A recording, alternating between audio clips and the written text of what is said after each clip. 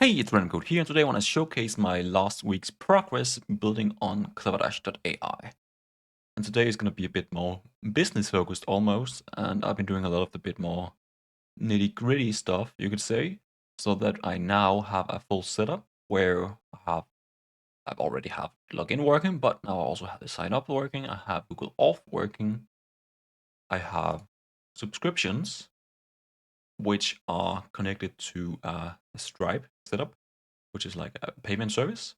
So I actually have functional subscriptions where you can sign up and actually connect and actually subscribe and actually pay. So let's just, for the fun of it, showcase some of this functionality.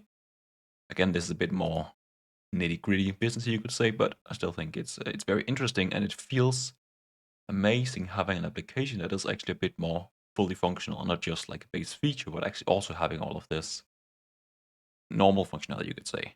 But let's just, for the fun of it, let's try if I created a new account. And I'm just gonna do a test email. I'm just gonna delete it afterwards, so this is not gonna be real. I'm gonna create a password, and I thought it was kind of funny to have this system where I kind of have like these requirements of my password, and then I highlight like them in color when they are followed. So I use a capital letter, highlights O, you use the capital letter, and so on. And I'm then gonna re-enter, and I'm gonna be telling if it's matching so far. Like it's small details, but I thought it was kind of fun and helpful. And of course, we have a acceptance of terms of service. I will then create an account. Quick and easy. We then get into the system. We have no dashboards at first, of course. No dashboards. We can then look at our profile setup. And now it actually matches what we have. So it shows as it should. We are on the freemium version. And we can then see these other versions as we saw before. And I will then actually be able to say, let's say if I wanted to upgrade to individual, I could switch to individual and then have the sub page, which might be removed at some point because it feels a bit extra. But then again, highlights what is the functionality you have in here. And if we then subscribe, it then utilizes Stripe. And we could then, in theory, pay for it. And if we pay and subscribed, it would link us back and it would change our subscription. But for now, let's just go back. And just to showcase it works, I'm just gonna like do a bit of cheating behind the scenes to then just quickly change my subscription. So now I kind of just manually updated my subscription type, as would have happened as well if I actually paid for the subscription. So if we just reload, we can now see that I'm on the individual plan, monthly payment, status is active. We can see when it's going to be ending, April 2nd, some 30 days. We can see before I had only 2 max active dashboards, I now have 20 and more files and so on. And the system will actually now cap you when generating dashboards if you do not have more capacity.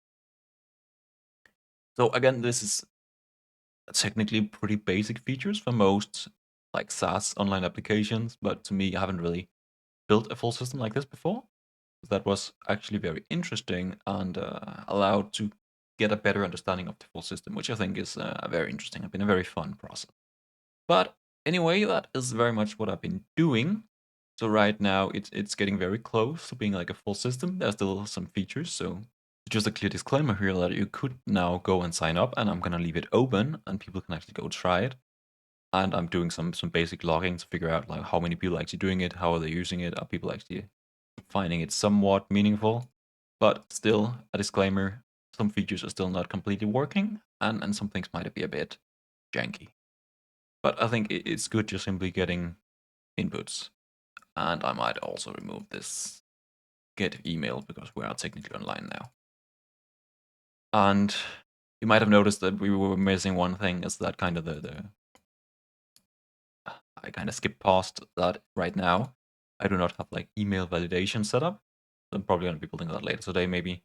That I actually then send you an email and you have to like click a link to ensure that it is a valid email. And in the same way, then also add a like reset password, because that becomes the issue when you start doing email sign up like this. Is that I need to set up like I need to connect an email server and actually do full email validation or whatever you want to call it. But anyway, that is very much where I'm at right now.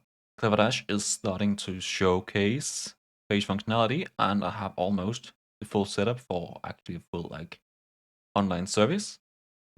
But anyway, if you enjoyed this quick overview of what I've been doing this last week, please leave a like, subscribe, and I wish you all a wonderful